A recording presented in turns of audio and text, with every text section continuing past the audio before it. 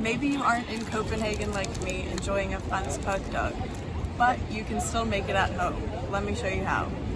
If you don't know what this is, it's basically a hot dog shoved into a crispy and fluffy bun. You can find them all over Europe and in other places too, I'm sure, but they are all over Copenhagen in the form of hot dog carts. Of course, as I'm certain you'll know if you've had one, the hot dogs in Denmark are so good compared to the ones you can get at the supermarket in the UK, so while my homemade bread was delicious, these don't exactly compare to the real thing. Sorry. You need to get your hands on some Danish hot dogs to make that happen. Anyway, let's get into how you can make the bread from scratch.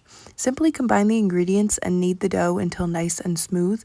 Let it rise for about 1 to 2 hours depending on the temperature, just until it's doubled in size, and then divide it into 4 portions.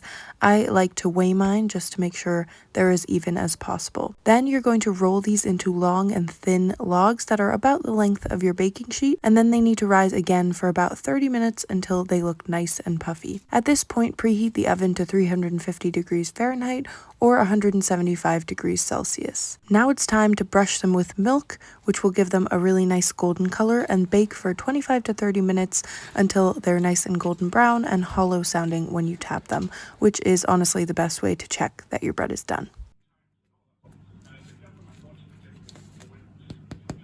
To assemble the hot dogs, you have to carve out the center of the bun with a small knife. First cut them in half and then carve out the center with a small knife and pull out some of the bread.